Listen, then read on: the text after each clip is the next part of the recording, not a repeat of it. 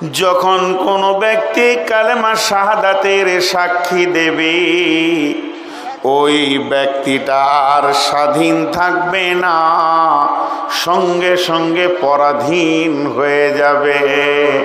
মুসলমান এত দুর্বল জাতি পৃথিবীতে আর কেউ নাই। মুসলমান দুর্বল, মুসলমানরা সবল নয়, এদের গায়ের ক্ষমতা কম, এরা হলো দুর্বল। এরই জন্যে মুসলমানের মূল্য বেশি, দাম বেশি। শুধু দুর্বল হওয়ার কারণে মুসলমানের দাম বেশি। বলে কেন কেন এরা দুর্বল? দেখেন এতগুলি মুসলমান আছেন, পশ্চিমবঙ্গের কথা বলছি, বিদেশের কথা বলছি না। কত মুসলমান দোকান করেছে, আর তার দোকানে আপনি যাবেন, মাল কিনবেন, কাগজে মালটা দিয়ে মুড়িয়ে দেবে, আপনাকে ধরিয়ে দেবে, মাল নিয়ে নেবেন, চলে যাবেন। কাগজ ব্যবহার করে, পেপার ব্যবহার করে। চায়ের দোকানে যান, বিস্কুট একটা চাবেন, কাগজে চাপিয়ে দিয়ে আপনাকে ধরিয়ে দেবে। কিন্তু কোনো মুসলমানকে দেখেছেন কি কোরআনের একটা পাতাকে, বইকে বই মনে করে ছিঁড়ে ছিঁড়ে আপনাকে রুটি দিচ্ছে, বিস্কুট দিচ্ছে, পাউরুটি দিচ্ছে, বা মুড়ি মশলা মাখিয়ে দিচ্ছে? মুসলমান যেদিন কালেমা পড়েছে, আল্লাহ এবং রসুলের কাছে এত দুর্বল হয়ে গেছে, এদের দ্বারা এই ক্ষমতাটা হবে না। হবে? কেউ পারবে? পারবে না। এরই ভিতরে একটা মাস্তান বসে আছে। বাহ বাহ, তোর নামটা, তোর বাপের নামটা দিয়ে যা বাপ, ফেসবুকে কালকে দেবো। পালাইছিস কেন রে বাপ? তুই যে একটা ভালো মানুষ, লজ্জাও নাই, শরমও নাই। তো মুসলমান দুর্বল কেন? মুসলিম, মুসলিম শব্দের অর্থকে প্রকাশ করতে গিয়ে আল্লাহ রসুল একটা উদাহরণ দিয়েছেন। এই উদাহরণটা কার? উদাহরণটা দিয়েছেন রাসূলুল্লাহ সাল্লাল্লাহু আলাইহি সাল্লাম। আল্লাহর নবী বলছেন, একটা উটকে নিয়ে এসো, ওই উটের মুখে লাগাম দিয়ে দাও, উটের নাকে এখানে ফুটো করে একটা দড়িকে ভরে দাও, এটাকে বলে লাগাম, এটাকে বলে নাকিল। এই দড়িগুলোকে এক জায়গায় করে একটা মানুষের হাতে ধরিয়ে দাও। মানুষটা হলো কত ওজন? 60 কেজি 70 কেজি। উটটা হলো 7 কুইন্টলের উট। কিন্তু যখনই ওই দড়িটা মানুষটার হাতে ধরিয়ে দেবেন, উটের একটা বিবেক আছে, বিবেচনা আছে, উটের একটা মগজ আছে, আর ওই মানুষটার একটা মগজ আছে, বিবেচনা আছে, বুদ্ধি আছে। উট সঙ্গে সঙ্গে বুঝে নিল আমার আর মূল্য নাই, আমার মগজের কোনো মূল্য নাই। যার হাতে আমার লাগাম, ও যদি সামনে ডাকে সামনে যাব, পেছনে ডাকলে পেছনে আসব, ডানে টানলে ডানে যাব, বামে টানলে বামে যাব। যখন মুসলমানরা কালেমা পড়ে তখন মুসলমানের মূল্য শেষ হয়ে যায়, এ আল্লাহর গোলাম হয়ে যায়, রসুলের উম্মত হয়ে যায়। মা আতাকুমুর রাসূলু ফাখুযুহু ওয়া মা নাহাকুম আনহু ফান্তাহু। আল্লাহ তাবারাক ওয়া তাআলা যা বলছেন, নবীজি যা বলছেন সেটা তুমি ধরো, আর নবীজি আর আল্লাহ যেটা মানা করছেন এর বাইরে তোমার পা রাখা যাবে না। মুসলমান কোনোদিন স্বাধীন নয়। মুসলমান স্বাধীন? খালি দামটা দেখেন, তারপর আমি আয়াতের দিকে যাব। আর 2 মিনিট থাকবো এই ভূমিকাতে, উপস্থাপনার ভিতরে। মুসলমান কত পরাধীন। এবার মুসলমান দুর্বল কেন? কোরআনের সূরা কয়টা আছে? 114। বিসমিল্লাহ কয়টা আছে? 114টাই আছে। সূরা তওবাতে বিসমিল্লাহ নাই, তাহলে কয়টা হলো? 113। সূরা নামালে 2টো বিসমিল্লাহ আছে, তাহলে ঘুরিয়ে 114 হলো। এতগুলো আলিম চলে গেল, মৌলানা চলে গেল, মুফতি চলে গেল, মুহাদ্দিস চলে গেল, কেউ একটা বিসমিল্লাহ সূরা তওবাতে লিখে দিতে পারেনি। আজও পর্যন্ত কেউ পারবে না। আল্লাহ দেয়নি, কেউ পারেনি। আল্লাহ দেয়নি, কেউ পারেনি আর পারবে না। কেন? এরা হলো দুর্বল। এতগুলি লোক বসে আছেন, কার ক্ষমতা আছে একটা জেরকে কেটে দিই? পারবে? জোরে বলেন, পারবে? তাহলে মুসলমান দুর্বল না সবল? জোরে বলেন, দুর্বল। আর অন্য জাতিরা সবল। কেন বলেন তো? ওরা নিজেদের আল্লাহকে নিজের হাতে বানায়। তাহলে কত ক্ষমতা! নিজের আল্লাহকে নিজে বানাই। টাকা কম হলে 1.5 ফুট, টাকা বেশি হলে 22 ফুট। আবার এলান করে অমুক জায়গায় কালি হয়েছে 28 ফুটের দেখবি, তাই মানে টাকা বেড়ে গেছে। তাহলে নিজের আল্লাহকে যারা নিজে বানায় তাদের ক্ষমতা বেশি না কম? তারপরে সারা রাত মদ খেয়ে আল্লাহর কাছে নাচানাচি করে। কোনো একটা মুসলমানের বাচ্চা মদ খেয়ে মসজিদের দরজায় ঢুকতে পারবে না। তাহলে দুর্বল, ইয়ার বুদ্ধি কম, হুঁশ কম। কিন্তু আর আবার আল্লাহর সামনে মদের বোতল নিয়ে নাচানাচি করে। মদটা যখন খাওয়া হয়, আল্লাহকে যখন পুজো করা হয়ে যায়, তুলে নিয়ে গিয়ে নদীতে ফেলে পাছায় লাত মারে। তাহলে তাদের বল বেশি, তাদের ক্ষমতা বেশি। তারা আমাদের থেকে অনেক গুণে ক্ষমতা রাখে। বন্ধুরে, দেবগ্রাম মোড়টা পার হয়ে যাবেন, বরগাছের নিচে আল্লাহর শপিং মল আছে। তারা পানিতে গলছে, পচে যেছে, নদীর ঘাটে কতগুলো পড়ে আছে। তারা নিজের আল্লাহকে ওই জায়গায় রেখে দিতে পারে যেখানে কোনো মূল্য নাই। তাহলে মুসলমান হলো দুর্বল। মুসলমান পেচ্ছাপ করবে, তাও নবীজিকে জিজ্ঞেস করতে হবে আমি কেমনভাবে পেচ্ছাপ করব, কোন হাতে তাহারাত করব। মুসলমানের মুখে যদি থুতু আসে, ডান দিকে ফেলবো না বাম দিকে ফেলবো? নামাজের ভিতরে থুতু এলে কি করব? এরা নিজেরা স্বাধীন নয়, এরা পরাধীন। আল্লাহ যেটা বলবেন, নবীজি যেটা বলবেন, তার বাইরে এদের চলার ক্ষমতা নাই। এই বস বস বস বস। আমার বুড়োর ছবি নিতে এসেছিস। যখন ইয়ং ছিলাম, ছবি দেওয়ার লেগে দৌড়ে বেড়াচ্ছিলাম, তখন কোথায় ছিল? হ্যাঁ, এখন বুড়িয়ে গেছি, তো ছবি নিতে এসছে। রসকস শেষ, যে ছবি নিব। তো মুসলমান হলো। এবার আল্লাহ কি বলছেন, আমি আয়াতে যাচ্ছি। বিসমিল্লাহির রহমানির রহিম। ইন্নাল্লাহা আশতারা মিনাল মুমিনিনা আনফুসাহুম ওয়া আমওয়ালাহুম বিআন্না লাহুমুল জান্নাহ ইকাতিলুনা ফি সাবিলিল্লাহি ফায়াকতুলুনা ওয়া ইউকতালুনা ওয়া'দান আলাইহি হাক্কান ফিত তাওরাতি ওয়াল ইনজিলি ওয়াল কুরআন ওয়া মা আওফা বিআহদিহি মিনাল্লাহি ফাস্তাবশিরু বিবাইয়িকুমুল্লাযী বা'য়াতুম বিহি ওয়া যালিকা হুয়াল ফাওজুল আযীম।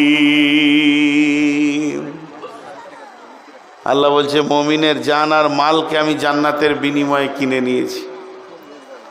মুমিনের জান আর মুমিনের মাল আল্লাহ জান্নাতের বিনিময়ে কিনে নিয়েছে। একটু অ্যাটেনশন হয়। মুমিনের সমস্ত মাল আর মুমিনের জান আর নিজস্ব নয়। আল্লাহ বলছে আমি জান্নাতের বিনিময়ে কিনে নিয়েছি। জান্নাতের বিনিময়ে আল্লাহ জান্নাত দেবেন। বিনিময় রেস্টি একটা হয় না? দলিলে লেখা আছে আপনার বাড়ির পাশে আমার 5 কাঠা জায়গা আছে, আর আমার জমির পাশে আপনার 10 কাঠা জমি আছে। আমরা আপোস করলাম যে আপনার জমিটা আমাকে দিয়ে দেন, আলটা ভেঙে দিয়ে একটা জমি করে নিই, আর আপনার বাড়ির পাশে আমার 5 কাঠাটা আপনি নিয়ে নেন, এটাকে বিনিময় রেস্টি বলে। তো আল্লাহ তাবারক ওয়া তাআলা বলছেন, আমি জানকে আর মালকে মমিনের কিনে নিয়েছি, মমিনের সঙ্গে আমি বিজনেস করব, কাফেরের সঙ্গে করব না। আমি বিজনেস মুশরিকের সঙ্গে করব না, মুনাফিকের সঙ্গে করব না। আমি বিজনেস করব তো মমিনের সঙ্গে করব, মমিনরা ওয়াদা ঠিক রাখবে, এর জন্য আমি মমিনের সঙ্গে বিজনেস করতে চাই। আল্লাহ বলছেন, আমি মমিনের জানমালকে কিনে নিলাম, কিসের বিনিময়ে? বিআন্না লাহুমুল জান্নাহ, জান্নাতের বিনিময়ে। সেই জান ওই মাল কোন জায়গায় ব্যয় হবে, এরপরে আমি আপনাকে বলবো। আমার আল্লাহ বলছে, তোকে আমি যে জায়গায় জানকে ব্যয় করতে বলবো, যে জায়গায় মালকে ব্যয় করতে বলবো, এই মালগুলি জানকে তুমি সেই জায়গায় ব্যয় করবে। তুমি হলে রাখোয়াল, আমি তোমার কাছে ওগুলো রেখেছি। মালটা তোমার নয়, জানটা তোমার নয়। আমরা যতজন এখানে বসে আছি কেউ স্বাধীন নাই, কালকে আমি থাকার ইচ্ছা করছি। আল্লাহ বলছে, না, তোকে তো আমি কিনে নিয়েছি, তুই চলে আয়, আল্লাহর হুকুমটাই হবে। আমি বলছি এখনো 20 বছর থাকবো, আল্লাহ বলছে তোকে মাত্র 6 মাস আমি রাখবো, ওটাই হবে। এবং সমস্ত আমার মাল, একদম তিল থেকে তাল পর্যন্ত যত আমার মাল আছে, সমস্ত মালকে আমার রব কিনে নিয়েছেন। কিসের বিনিময়ে কিনেছেন? জান্নাতের বিনিময়ে কিনেছেন। আল্লাহ বলছে, তুই এক হাতে আমাকে তোর জান আর মাল দে, আর আমি আল্লাহ তোকে আর এক হাতে আমার জান্নাতকে তোর হাতে তুলে দিব। অতএব জান্নাতের বিনিময়ে কিনে নিয়েছি। ইকাতিলুনা ফি সাবিলিল্লাহ, আল্লাহর রাস্তায় গিয়ে তোকে জিহাদ করতে হবে। এই জান আর মাল নিয়ে আল্লাহর দ্বীনকে আগে বাড়ানোর জন্য তোকে মেহনত করতে হবে। ইকাতিলুনা ফি সাবিলিল্লাহ ফায়াকতুলুনা ওয়া ইউকতালুনা, প্রয়োজন হলে তুই কতল করে পিস পিস বানিয়ে দিবি রে, আবার প্রয়োজন হলে তুই নিজে কতল হয়ে যাবি। মেন হচ্ছে আমার দিনটা যেন ঠিক থাকে, আমার দিনের জন্য তোকে বানিয়েছি। এই পৃথিবীতে আমি আলু চাষ করতে চাই নাই, এই পৃথিবীতে আমি কচুর চাষ করতে চাইনি, এই পৃথিবীতে আমি ধান গম ধনে জিরে চাষ করতে চাইনি। আমি রব যেটা চেয়েছি, আমার কোরআনের চাষ সারা পৃথিবীতে চলবে। এই চাষটা তোদের কি করতে হবে? তোদের রক্তে এটা পৃথিবীতে এসেছে, তোদের রক্তের বিনিময়ে টিকে থাকবে, আবার তোদের এই রক্তে পৃথিবীতে এটা বপন হবে। অতএব আমি তোদের কাছে চাই, ইকাতিলুনা ফি সাবিলিল্লাহ, আল্লাহর রাস্তায় বেরিয়ে যাও এবং কি করো? মানুষকে তুমি কতল করে দাও, কেটে দাও, পিস করে দাও। আর কি করো? ফায়াকতুলুনা ওয়া ইউকতালুনা, প্রয়োজন যদি হয় তোমাকে কতল হতে হবে, তাতেও তুমি রেডি হয়ে যাও। বিশ্বনবী এশার নামাজ পড়ে বললেন, বসে যাও। সাহাবীরা বসে গেলেন। আল্লাহর নবী বয়ান দিলেন। বয়ান দেওয়ার পর বলছে, যায়েদ কোথায় আছো? এ যায়েদ, তুমি কোথায় রয়েছো? যায়েদ বললেন, লাব্বাইক সাদাক রাসূলুল্লাহ, আমি রেডি হয়ে আছি। এরপর আল্লাহর নবী বললেন, যায়েদের পর জাফর ইবনে আবি তালেব, তুমি কোথায় আছো? আবু তালেব বললেন, লাব্বাইক রাসূলুল্লাহ, আমিও হাজির আছি। এরপরে নবীজি বললেন, যায়েদের পর আবি তালেব, যায়েদের পর জাফর ইবনে আবি তালেব। এরপরে নবীজি বলছেন, আব্দুল্লাহ ইবনে রাওয়াহা, তুমি কোথায় আছো? আব্দুল্লাহ ইবনে রাওয়াহা মজলিসে দাঁড়িয়ে বললেন, ইয়া রাসূলুল্লাহ, আমিও রেডি আছি। বিশ্বনবী বললেন, নিজের নিজের আত্মীয়র সঙ্গে মোলাকাত করে নাও, আগামী কাল সকালে উঠে তোমরা তবুকের অভিযানে বেরিয়ে যাবে। সেখানে বেঈমানরা কোরআনকে পৃথিবী থেকে তোলার জন্য রেডি হয়ে গেছে। আর তোমাদের বসে থাকা চলবে না, উঠো তোমরা, জাগো মুসলিম জাগো, চলো ওই জায়গায় তোমাদেরকে পৌঁছাতে হবে। হযরতে যায়েদকে বললেন, যায়েদ আমি তোমাকে প্রধান সেনাপতি করে পাঠালাম, তোমার পরে জাফর ইবনে আবি তালেব মুতার তবুকের যুদ্ধে দ্বিতীয় সেনাপতি হবে। তখন যায়েদ বুঝে নিল এই পৃথিবীতে আমি আর থাকবো না, আমি আর শ্বাস নিতে পারবো না, আমার রুজি শেষ হয়ে গেছে, পৃথিবী থেকে আমাকে আল্লাহর জন্যে পেয়ারা হয়ে চলে যেতে হবে, কোরআনের জন্যে দুনিয়া ছেড়ে দিতে হবে। বিশ্ব নবী বললেন দ্বিতীয় সেনাপতি করলাম জাফর ইবনে আবি তালেব। জাফর ইবনে আবি তালেবের পর 3 নম্বর সেনাপতি করলাম আব্দুল্লাহ ইবনে রাওয়াহাকে। যখন এই কথা বলা জাফর ইবনে আবি তালেব বুঝে নিলেন আমার জীবনের শেষ ঘন্টা বেজে গেছে, আর আমি পৃথিবীর শান্তি নিব না, আর আমি পৃথিবীতে থাকবো না, আমার যাওয়ার পালা পড়ে গেছে। এরপরে বিশ্বনবী বললেন জাফর ইবনে আবি তালেব হবে তৃতীয় সেনাপতি। যুদ্ধের ময়দানে তোমরা চতুর্থ সেনাপতিটা তৈরি করে লিও। আমি তোমাদেরকে বলে দিলাম, আমি 3খানা বানিয়ে দিলাম। তখন জাফর ইবনে আবি তালেব বুঝে নিলেন আমার জীবন শেষ হতে চলেছে, আর আমি পৃথিবীর বুকে থাকবো না, আমি চলে যাব। তারা তো পেছন টানেনি। আল্লাহ তাবারাক ওয়া তাআলা বলছেন ইউকাতিলুনা ফি সাবিলিল্লাহি ফায়াকতুলুনা ওয়া ইকতালুনা। প্রয়োজন হলে তুমি গর্দন দিয়ে দাও, আবার প্রয়োজন হলে তুমি গর্দন নিয়ে নাও।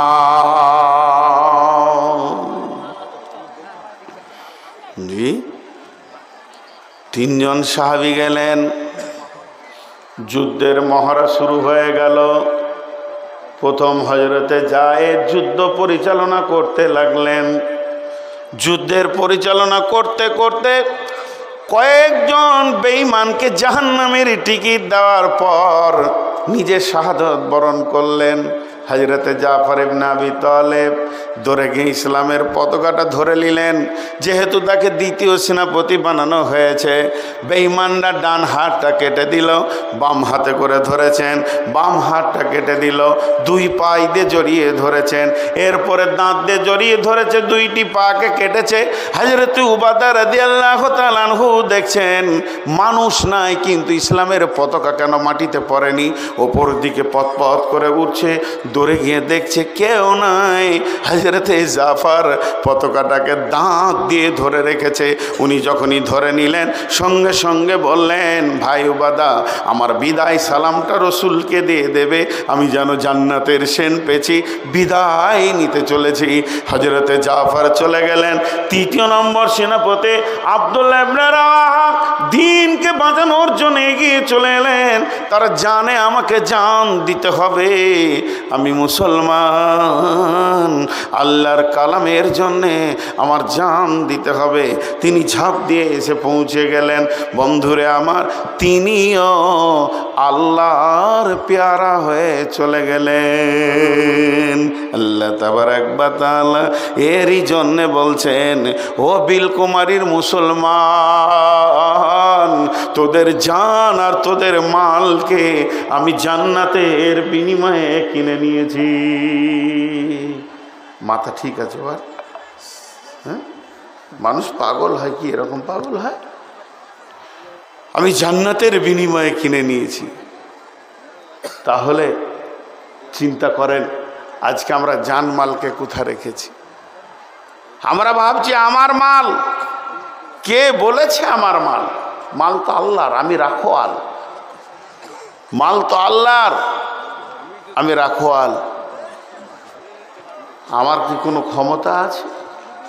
ভাইরা আমার, আল্লাহ তাবারাক ওয়া তাআলা বলছেন বিসমিল্লাহির রহমানির রহিম, ইয়া আইয়ুহাল্লাযীনা আমানু হাল আদুল্লুকুম আলা তিজারাতিন তুনজিকুম মিন আযাবিন আলীম।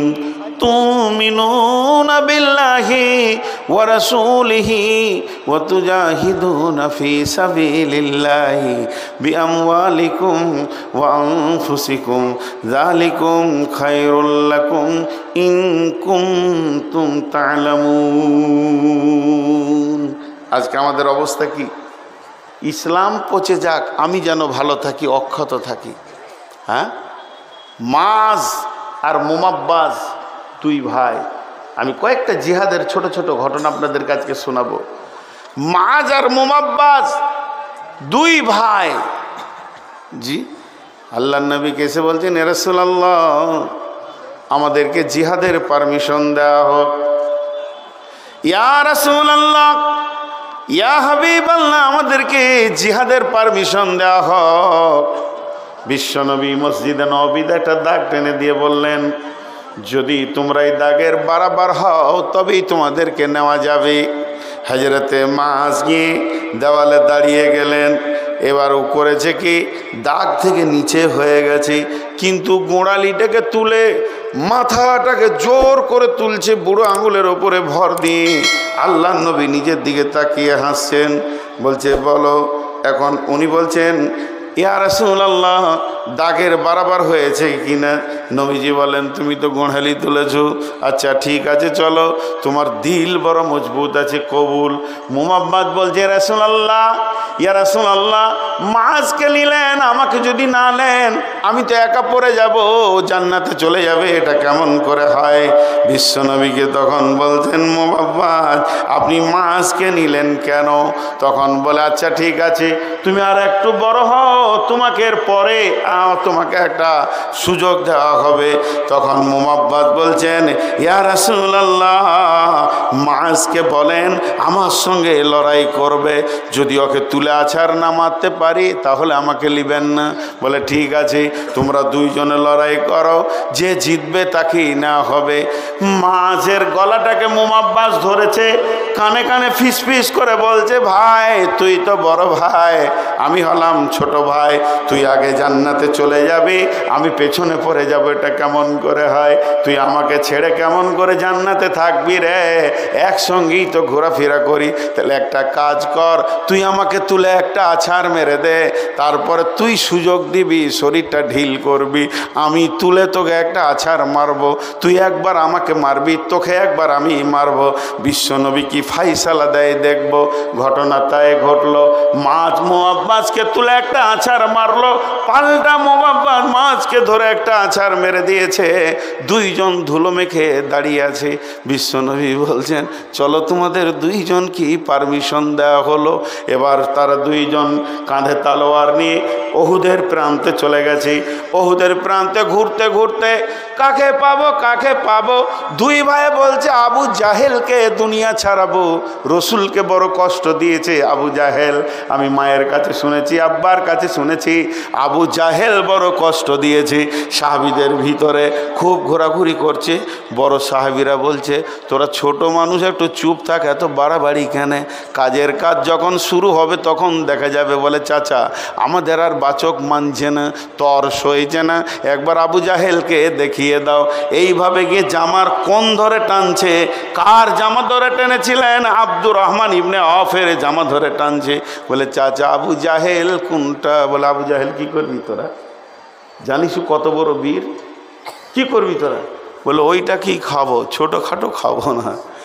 আল্লাহ যখন বলল, আব্দুর রহমান ইবনে আওফ বলছে, ওই যে ঘোড়ার ওপরে যে মাস্তানটা সিনা উঁচু করে বসে আছে, ওটা আবু জাহেল। দুইজন চলে গেল, একদম ওদের ভিড়ে ঢুকে গেল। এমনি করে নিচে থেকে বলছে, তুমি আবু জাহেল? বলে, হ্যাঁ আমি আবু জাহেল। সত্যিই তুমি আবু জাহেল? বলে, হ্যাঁ আমি আবু জাহেল। কি আর করছে না, ছোট ছেলে তো, ওই লাগে আবু জাহেলও তো গুরুত্ব দিচ্ছেন। তুমি যে নবীজিকে মেরেছিলে সেই আবু জাহেল? বলে, হ্যাঁ আমি সেই আবু জাহেল। তুই যাকে খুঁজছিস আমি সেই আবু জাহেল। মাছ বলছে, তোকে আর লয়, মারলো, কো পায়ে গিয়ে কো পড়লো। তখন আবু জাহেল বুঝে নিয়েছে, রে বাবা ছোট মরিচ হলে কি হবে, ঝাল তো অনেক বেশি রয়েছে দেখছি। মুআজের যখনই দাঁত পড়েছে সঙ্গে সঙ্গে মুআব্বাদ আর একটা কোপ মেরেছে। আবু জাহেল ঘোড়া থেকে নিচে পড়ে গেল। যেই নিচে পড়ে গেল বলে আর কি আর করা যাবে না। আবু জাহেল মুআজের এখানে একটা কোপ মারলো, হাতটা লটকে গেছে, সামান্য চামড়াতে আটকে আছে, এরকম লড়ছে।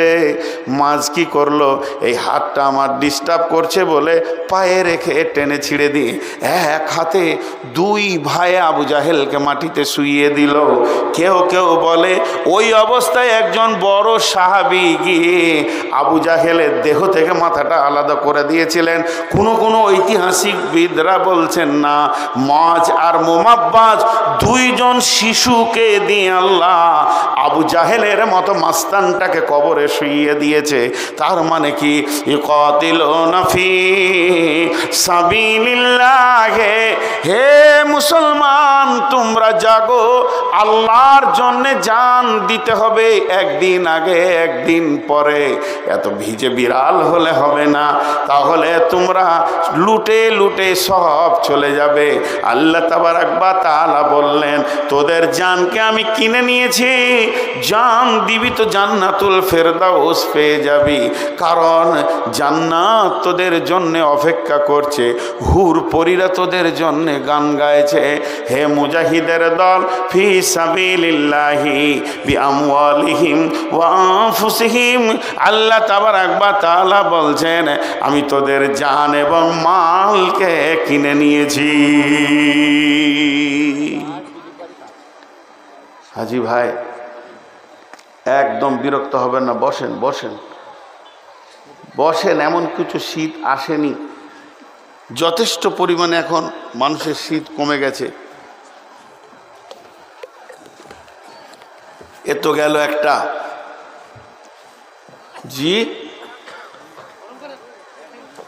আল্লাহ তাবারাক ওয়া তাআলা কিয়ামতের মাঠে বিচার নেবেন। কেমন বিচার নেবেন? তুমি মাল কোথা খরচা করেছো আর জান কোথা খরচা করেছো। জান কোথা খরচা করতে হয় আমাদের জানা নাই, আর মাল কোথা খরচা করতে হয় এ জ্ঞানটাও আমাদের নাই। ছোট দুটি আরও ঘটনা আপনাদেরকে শোনাতে চাই, কিন্তু মানুষ ব্যাপক হারে উঠছে, কেন উঠছে বুঝতে পারছি না। আজকের বায়ান কি আপনাদের বিরক্ত লাগছে নাকি?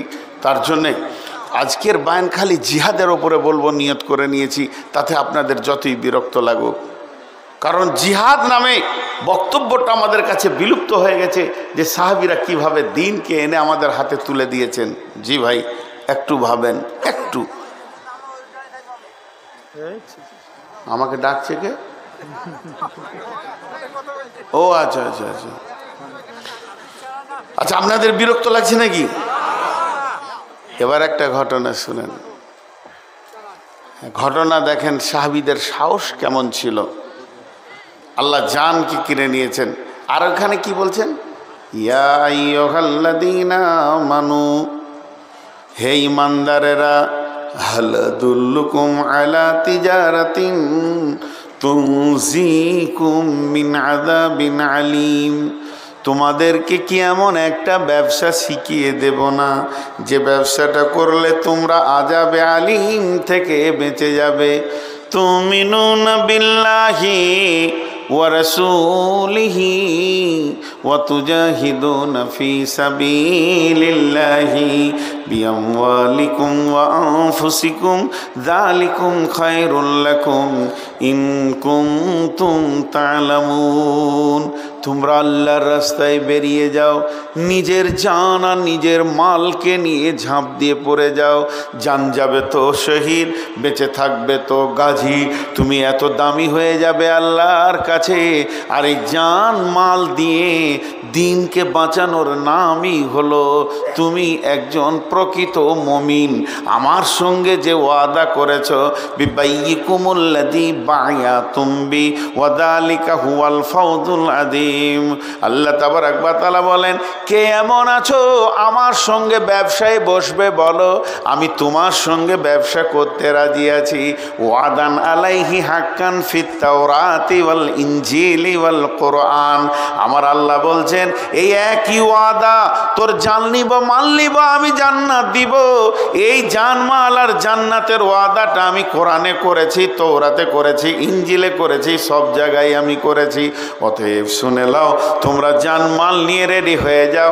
আমি আল্লাহ যখন তোমাকে ডাকবো তখনই তোমাকে কাজে লাগতে হবে। জি, ছোট্ট একটা উদাহরণ দিই আপনাদের সামনে।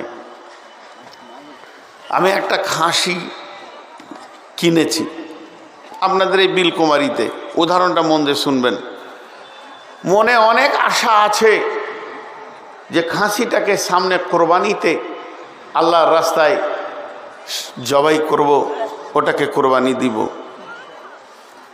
দিয়ে যার কাছে খাসিটা কিনেছি সে আমার কাছে 20,000 টাকা দাম নিয়েছে।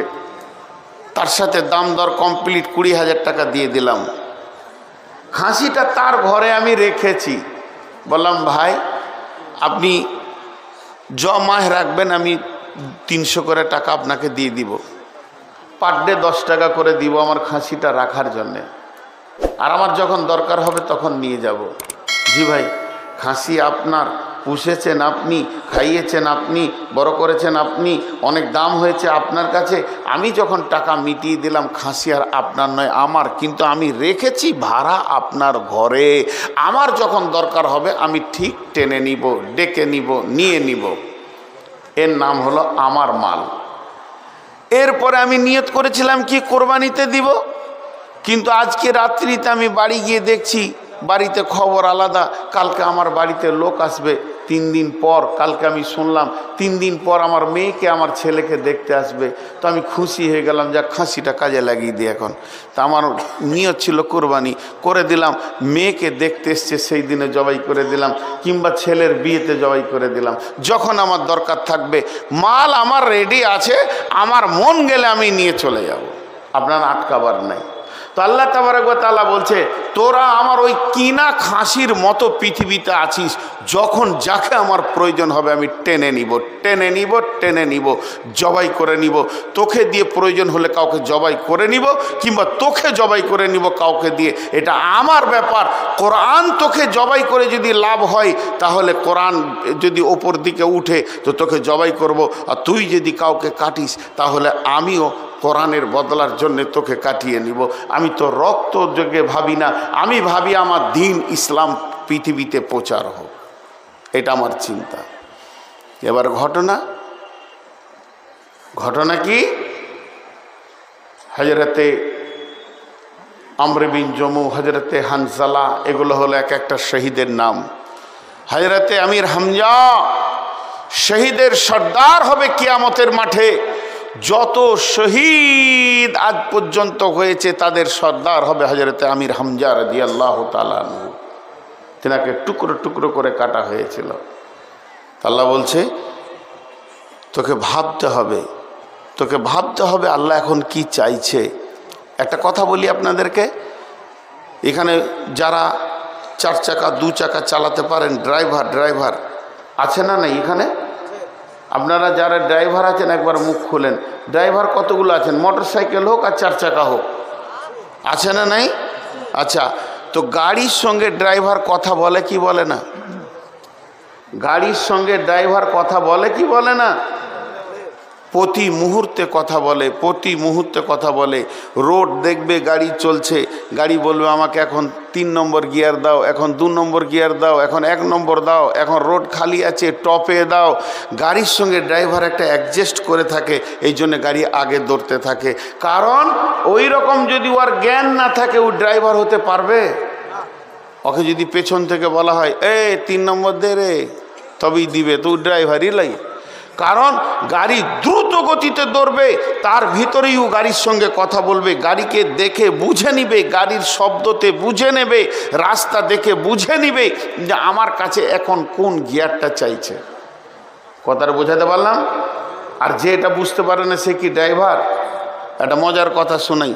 ওই বাস আগেকার ম্যানুয়াল বাস, এখন তো সব ডিজিটাল হয়ে গেছে, ছোট ছোট গিয়ার হয়ে গেছে, এরকম করে জোরে ঠেলতে হতো, এই রকম ঠেলতে হতো গিয়ার, দেখেছেন বড় গিয়ার? হ্যাঁ, ওই পুরাতন বাস এক ড্রাইভার চালাচ্ছে, আর ওখানে এক মুরব্বী মেয়ে বসে আছে, বয়স্কা নানি দাদি বসে আছে। হঠাৎ বাসটা চলতে চলতে পাংচার হয়েছে। পাংচার তো হতেই পারে, আর সেই পুরাতন যুগের বাস এখনও চলছে ঢান ঢান করে। তো সে পাংচার হয়ে গেছে, সমস্ত লোক নেমে গেছে, এবার পাংচার সারছে। তখন ওই মুরব্বী মেয়েটা বলছে, গাড়িটা তো খারাপ হবেই, গাড়িটা তো খারাপ হবেই, আমি তো দেখছি যখন থেকে চেপেছি খালি খুচুর খুচুর করছে, খুচুর খুচুর করছে। ওই খারাপ করলে গাড়িটাকে, বুঝতে পেরেছেন কি না? আমি বুঝে ফেলেছি, আসলে ও জানে না যে গিয়ার চাইছে গাড়ি। জি, সাহাবীরা ছিলেন দিনের গাড়ির গিয়ার চালানোর ড্রাইভার। সাহাবীরা কেমন ড্রাইভার ছিলেন? চোখে দেখে বুঝে নিতেন এখন দিন কি চাইছে, আল্লাহ কি চাইছে। প্রকৃত প্রেমিক ওই, প্রকৃত প্রেমিকা ওই যে তার প্রেমিক এবং প্রেমিকার মন আর চেহারা দেখে বুঝে নেবে আমার কাছ থেকে এখনো কি চাইছে। প্রকৃত স্ত্রী ওই যে স্বামীর চেহারা দেখলে বুঝে নেবে আমার কাছ থেকে কি চাইছে। প্রকৃত স্বামী ওই যে স্ত্রীর মুখ দেখলে বুঝে নেবে যে এখন আমার কাছ থেকে ও কি পেতে চাইছে। কথা বোঝাতে পারলাম? কথা বলে না? এতটি লোক চুপ করে আছেন, কথা বুঝলেন? আরে হ্যাঁ না বলে না, বুঝলেন? তাহলে আমাদের কাছে দুটো জিনিস আছে, এখন দিন ইসলাম কি চাইছে এটা জালসা করতে হবে না, প্রেমিক যে সে বুঝে নেবে। কেমন? দুটি উদাহরণ শুনেন। বিশ্বনবী ওহুদের যুদ্ধের দিন, বিশ্বনবী ওহুদের যুদ্ধের দিন বর্মা পরেছিলেন, লোহার জামা পরেছিলেন। লোহার জামা যেগুলো হয় দেখবেন হাজারদুয়ারিতে আছে, ওই লোহার জামা পরেছিলেন, গোটা শরীরটা তার ভারী হয়ে গেছিল। মাথায় একটা হেলমেট নিয়েছিলেন লোহার, এর জন্যে রসুলের ওজনটা অনেক বেশি হয়ে গেছিল। স্বাভাবিকতা থেকে বেশি হয়ে যাওয়ার কারণে রসুল চলাফেরা করছে, যুদ্ধ পরিচালনা করছে, কোন দিকে কাকে পাঠাবো, কোন দিক থেকে খবর নিব যে বেঈমানেরা কোথা রয়েছে। নানা রকম নবীজি চিন্তা করছেন। সামনে একটা উঁচু পাথর রয়েছে, বিশ্বনবী ভাবছেন এই পাথরে যদি আমি একবার উঠতে পাই, এই রাস্তাটা যদি আমি হাঁটতে পাই, তাহলে কাফেরদেরকে পরিলক্ষণ করে নেওয়া হবে তারা কোন জায়গায় কি অবস্থায় আছে। কিন্তু নবীজির শরীরটা এত ভারী হয়ে গেছে, স্বাভাবিক পাথরে উঠতে পারবে না, পাথরের কাছে যেছে আর আসছে। এই দৃশ্যটা কে দেখেছেন? কে দেখেছেন? কে দেখেছেন? হযরতে তালহা রাদিয়াল্লাহু তাআলা আনহু দেখেছেন। বিশ্বনবী তালহাকে ডাকেনি, বিশ্বনবী তালহার কাছে যুক্তি নেননি যে পাথরে কেমন করে উঠব। তার ব্রেন বলছে নিশ্চয়ই নবীজি পাথরটার উপরে উঠলে আমাদের দিনের অনেক লাভ হবে, তবে পাথরটাতে উঠতে গেলে কি করতে হবে, নিচে আর একটা ছোট পাথর লাগবে। এই নিচে যে ছোট পাথরটা লাগবে ওইটাতে পা দিলে তারপরে পাথরে উঠা যাবে। তাহলে এখন পাথর খুঁজে বেড়াও ময়দানে, কোথা খালি পাথর একটা পড়ে আছে সেটাকে তুলে নিয়ে এসো, তারপরে ওখানে দাও। কিন্তু বন্ধুরে তালহা না তা করে, তালহা কি করলেন, দৌড়ে গিয়ে ওই বড় পাথরটার নিচে শুয়ে গেলেন, আর শুয়ে গিয়ে বললেন ইয়া রাসূলুল্লাহ আপনি আমার বুকে পা দিয়ে উঠে যান, আমি আপনার জন্য সিঁড়ি হয়ে গেলাম। যেই বিশ্বনবী শুয়ে গেলেন আর আল্লাহ হযরতে তালহা শুয়ে গেলেন, আর বিশ্বনবী তালহার বুকে পা রেখে পাথরটাতে উঠলেন। আর তখনই নবীজির মুখ থেকে বের হলো, তালহা রে তুমি নিজের জন্য জান্নাতকে ওয়াজিব করে নিলে।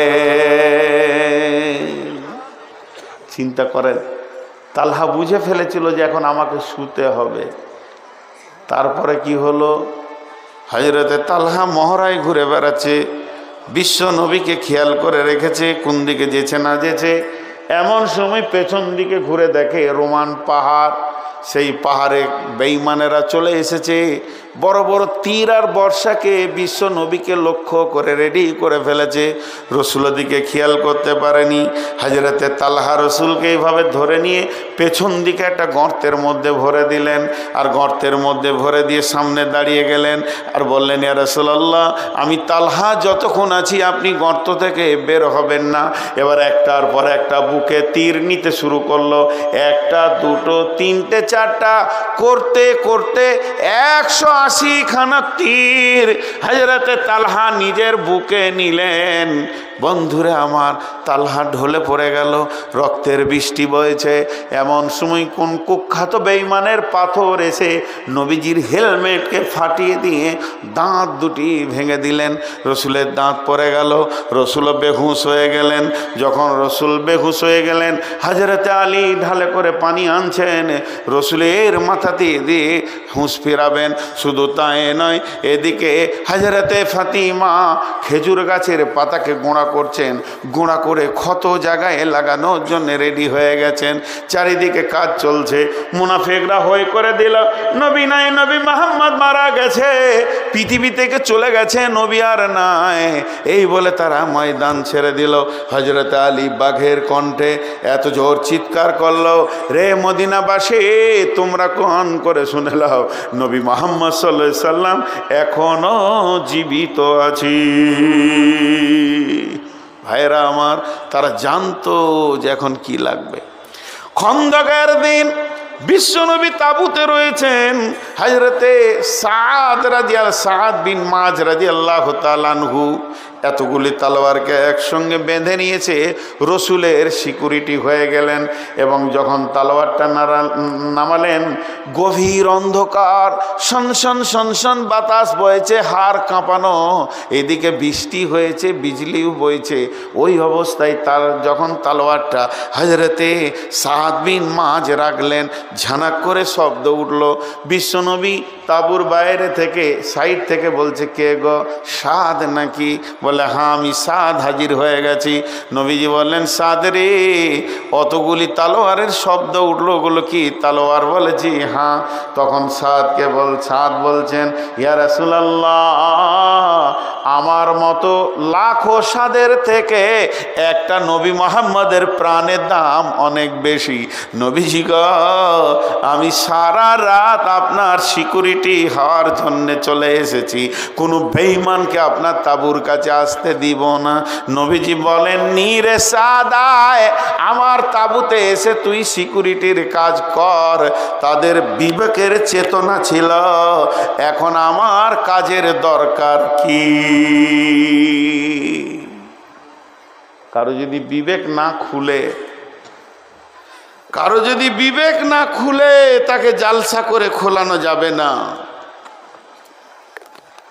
মানুষ এক দুই করে উঠেন, ভাবছে এবার টাকা চাইবে তো কেটে পড়ি, যান, চলে যান। কিন্তু টাকা আল্লাহর হাতে, আপনাকে ফাঁকা করতে একদিন লাগবে না। আখপিরার শাল দেখেছেন? আখের রস বার করা মেশিনটা দেখেছেন? এরা দেখেনি গো, নদী আলো। খেজুর গাছের রস বার করা মালটা দেখেছেন? আজীব ব্যাপার। আখের রস বার করা মালটা দেখেননি? হ্যাঁ, ওর কয়টা চাকা? তিনটা একই সাইজের। কেন ছোট বড় আছে? মালও ছোট বড় আছে। আখ যে ঢুকবে তার রসও বার করে নেবে, যে ঢুকবে তার রসও বার করে নেবে। রস ওই দিকে যেতে দেবে না, সেই সিস্টেমে ওকে বানানো আছে। জি ভাই, এক ফুটা রস ওই দিকে যেতে দিবে না। তো আল্লাহ পৃথিবীতে 3খানা মেশিন রেখেছে, হসপিটাল, কোর্ট আর থানা। যত টাকাই করেন, নিগড়ে বের করে নিবে, যে তারপরে শুধু খালি হাতে কবরে পাঠাবে। এটা জেনে রাখেন, 1 টাকা কেউ নিয়ে যেতে পারেনি আর নিয়ে যেতে পারবে না। হযরত ওসমান গনি রাদিয়াল্লাহু তাআলা আনহু মদিনার হাটে রয়েছেন, গম বিক্রি করতে গেছেন। ইসলাম জগতের তিনি 3য় খলিফা, দেশের প্রধানমন্ত্রী। রসুলের জামাতা দুনুরাইন, তাকে দুই নূরের অধিকারী বলা হয়। বিশ্বনবীর প্রথমা মেয়ে জাইনাব, দ্বিতীয় মা মেয়ে হলেন রকেয়ার সাথে বিয়ে হয়েছিল ওসমানের।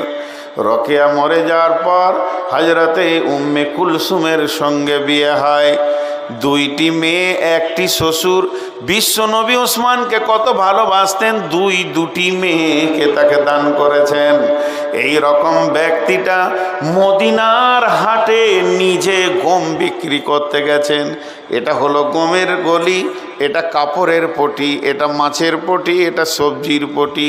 যে পটিতে গম হয় ওই পটিতে হযরত ওসমান কয়েক প্যাকেট মাল নিয়ে গিয়ে দাঁড়িয়ে আছেন। আর এমন সুন্দর, এমন সময় বড় বড় পাইকারার ব্যাপারী আসছে, বলছে কত দাম নেবেন?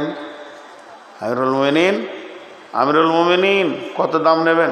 একটু ঘুরে এসো। কত দাম নেবেন? একটু ঘুরে এসো। সবাইকে বলছে একটু ঘুরে এসো, একটু বেলা হোক, বেচতে এসেছি, বেচবো।